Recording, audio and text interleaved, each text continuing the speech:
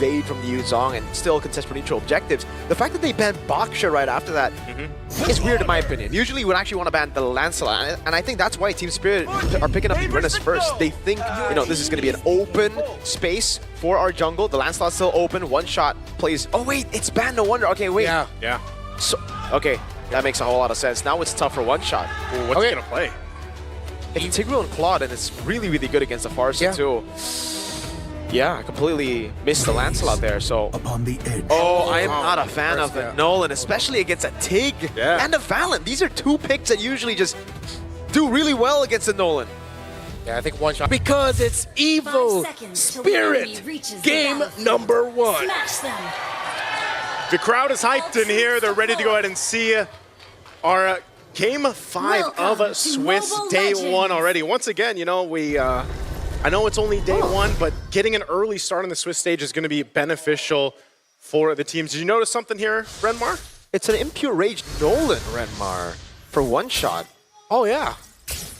Back in the day, before obviously when Nolan was still meta, it was Lethal Ignition. Yeah. I'm not too sure about the Impure Rage. I guess it's the same kind of value you would get from like a Frederick going for Impure Rage, right? Yeah. You get it, translate it over, you clear really quick, and that's exactly what he's doing already. One shot, taking away the green cam without any help, even without mid-prio. Yeah. Actually, I think that is something that we saw in MLBB when we saw the Nolan 1 or 2 times. It was also just Impure Rage already. Then Nolan was packing the Lethal Ignition for the burst. So really just going for the utility instead. It's one of those picks, as you look at the rest of the emblems here, that the windows, like the windows up opportunity for a Nolan have to be on point. That's one of the more difficult things to make work. Yes, you can still kind of get away relying on that ultimate, but you know, nonetheless, it's also just relying on the team to make this work. And it's going to be interesting to see how they do, because even with the Uranus pick for Kid Bomba, you know, we've seen the Uranus struggle a little bit earlier on today, but they're going to make a play up here. Yeah, get the all in over. Good mana shot, locks one shot down, but is able to dash away to safety. Just a bit of a skirmish down below. Ven going to be taken very low. Hiko doesn't have Flicker, and Ven will save his. Okay. Early action. They're still going to stay up on this side, too. One shot is ready. I mean, multiple members from Team Spirit up. They still want to go for this kill if they can. Oh, instant all-in first blood for Bomba. All right, easy pick off there by Team Spirit. That was a long back and forth up top. I think it's because you also just see the strength of the Evil lineup. A lot of crowd control, strong ones at that too. Sayla forced to use the Flicker in mid. One shot gets the turtle. That's just a lot of value across the board for Team Spirit. That's a lot of little wins across the map already in this first, you know, couple minutes of the game. And you can see what they're going to do. They're going to continue to put pressure on this side of the jungle, providing information. I think they're just going to disengage after that. Aether, using that Mount Charger, is not going to be able to find a stun there. So Sawo, even himself, is actually doing a really good job at providing that information here. And once he hits that level 4, which he's very close to, he'll be able to set things up. I can definitely see that for Evil.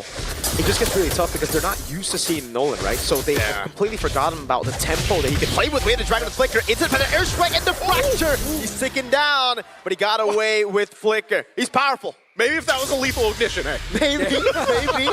Probably it would have definitely been a kill there, but that's still a good move by Team Spirit.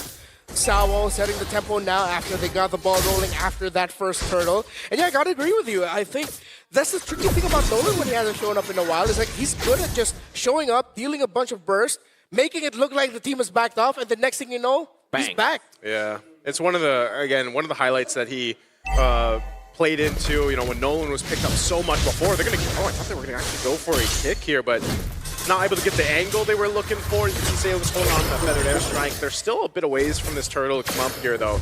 So powerful. Once he's landing on that level 4 on this Tigreal, we'll see if they can then make a counter punch themselves. Right now, they're just kind of scrambling around. You can really see the difference, though, in itemization as well, because Sawo, he went for a red roam item first before the conceal. This is usually what you go for, so you get gold, XP, quick. Powerful, went for conceal all the way from the start. That's why he's just been really falling behind in level. He only now just got level 4. Sawo's going to be looking for the play again. Knows he doesn't have the Flicker, but won't be able to find the kick in time. The Shunt Boom was not used to cancel out the Hammer knockup.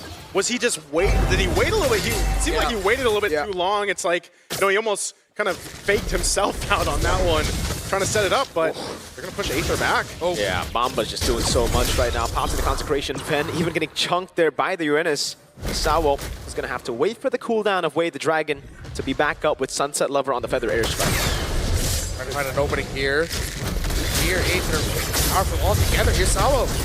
He's going to be zoned away. That's going to be Black Dragon from over to one shot. Found a shot to peel for himself. Now it's powerful. It's going to be there with the Implosion. Kiting back away. Kid Bomba able to flicker out. Now Sawo is caught in the midst of it all and gets taken very low. One shot. Still able to win out the retry. Bomba again against 4. Will be able to buy enough time getting one as One Shot dives in under turret. Powerful's low. One Shot gets a double. Sunset Lover setting up, but they got a turret juggle well. Fade away. Powerful gets out again.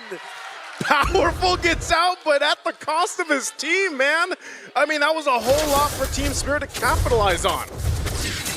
That's Tixalon. Lance Real? Lance Real. Lance Real, Lance Real. Smooth move. Oh, clean from Sawo. Already shutting the doubters up about his choke. Yeah, I think he's showing us that is a comfort for him. Showing us? Yeah, He's showing us, man. He's showing us. He's making it work, definitely. Glowing Wand now for Sayla, Dominus Eyes for Sawo. The Team Spirit, they can't keep this up. Again, expected when you have a lineup with a Uranus and a Cho together, you're most likely going to be dominating the early game, as Evil will be looking for their power spike around the Claw. They have to start playing for Ven now and see if they can give him significantly faster farm. Yeah, well, that's one of the unfortunate things about a Claude. You know, you basically have to wait for that Trinity to come up. Oh, no. Whoa. Oh, no. Yeah, the kill goes over to Powerful. Sawo's getting caught on the turret by the amount of shocker, but they are able to get a trade off of it, and it's Sayla. I'm interested. I'm wondering, did he also get caught by the Tigreal there? Because, yeah, the implosion's gone, so just great response from Evil to at least get something on both sides of the map. Yeah, I think Kid Bomba did not expect the full commit there. Yeah. I mean, I'm sure he's happy, thinking that, like, oh, you had to use your ultimate on me. But at the end of the day, a win is a win for Evil, especially with the team trying to catch up. 12 seconds before the next turtle spawns. Ben is still trying to catch up on the item. Still only has one full item, and that's the Corrosion Scythe. Yeah, that's what I was saying. You need plenty of time to build up there, man. And that's one of the unfortunate things about Claude. But once it's there, you know, this combination, this team comp, that Evil does have. Look at One Shot. It can't work. Yeah, well, look at. I mean, he's been here the entire game, man. This is maybe what Nolan does best. You know, the traps. Always great to have a Nolan play like that, but it really is again off-putting for Evil. They pop an amount of shocker. Actually, is able to show where the Nolan is, so they go straight for it. Gear goes over Petrify. Instant Purify out now. Sawo with the way to Dragon able to lock Gear down, but it's going to be the Implosion to peel away from them, but they go all in again. The Blazing Duet is able to get Sawo down, but now One Shot joins in the fight. Fracture doesn't land. Aether able to get the turtle. Team Spirit looking for the chase, but won't be able to chase all the way unless the Feather Airstrike comes up in time. Sunset Lover gets the shot, and One Shot.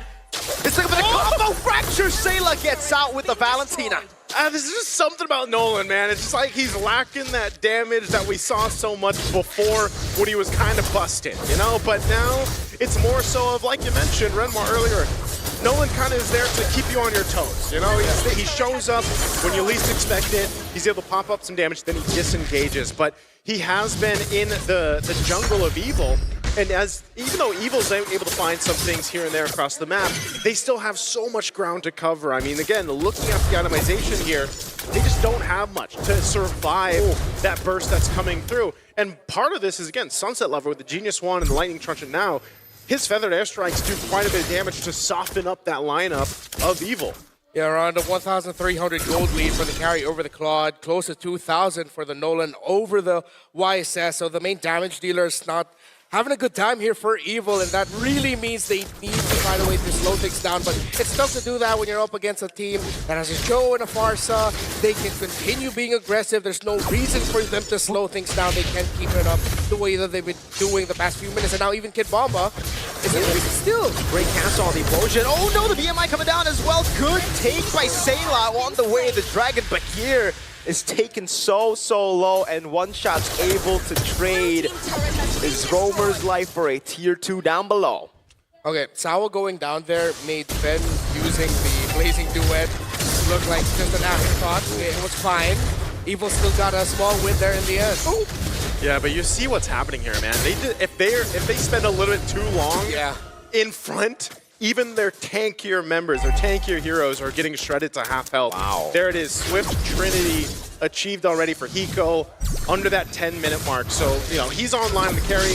Maybe once he builds maybe the Malefic Gun, gets a little bit of range here, he's going to be shredding them even further. This is an easy Lord take for Team Spirit to now go ahead and get ready to march towards the space. And I really like the fact that this is something that we've been talking about all the way from before Wildcard as well, but the mid laner not having to go for Glowing Wand anymore, right? Sunset Lover, he's so ahead now, and he just goes straight for Genius Wand and Lightning Truncheon, and that's why you see the explosive damage from those feathered airstrikes. Even Gear, he can't handle that, dude.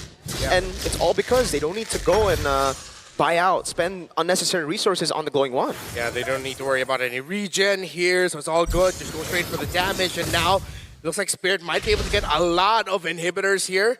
They could, I think if they could go for the full Brazilian, I think they can. Just the full wax. I looked at, we made eye contact for a second there because I was like, full Brazilian, man. Hey. It'll be a bare naked face. That's true. It's going to be exposed, as I like to call it. They get rid of the Holy Shield, all right? That's about it right now. They are going to go for another wave. Bottom mid.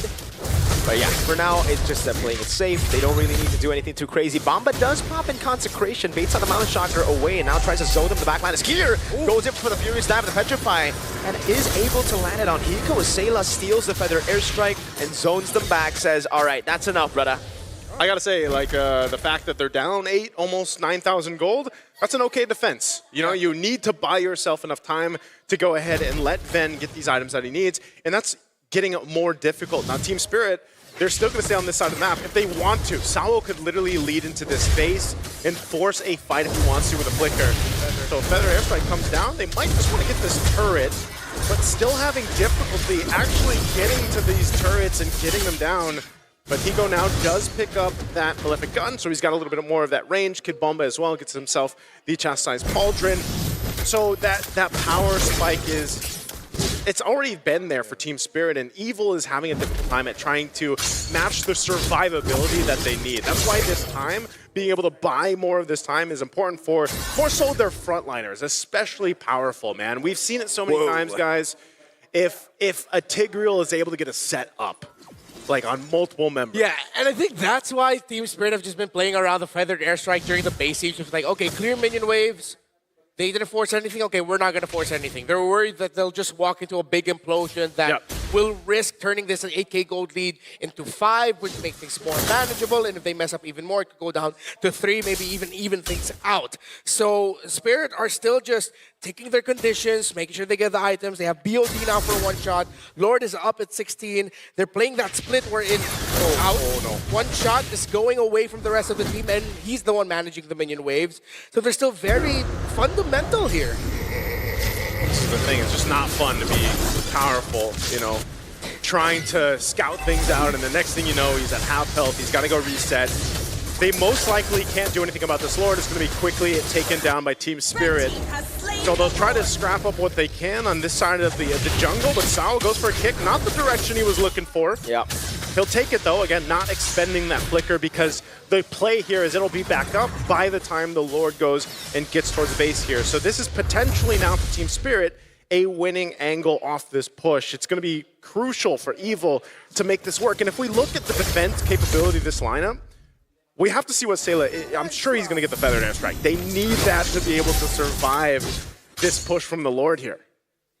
Sure. Wings and the Endless Battle now by Gear and Aether respectively, with the Lord marching in 10,000 gold lead. This should be endable, but knowing Team Spirit and seeing how they've been playing the past few minutes, they still might also just go for, okay, we got a tower, we still don't have a kill, let's wait for the next minion wave, because they're really just very wary about Gear and Powerful chaining crowd controls together and punishing Team Spirit. Yeah, he got a Melvic Gun on Hiko. Oh my goodness, the Lightning Truncheon doing so much. A bait on the implosion by one shot with the fracture. Sao gets the immortality. Will be going for a crazy play. We had the Dragon and Flicker, but it actually sends him off here. So they're popping the Black Dragon form now with Sunset Lover, and Hiko is able to just run through Gear. The Lord is going on the base. Powerful is going to be shredded down as well as Hiko goes straight for the base, and they'll end it at 14 minutes and 4 seconds.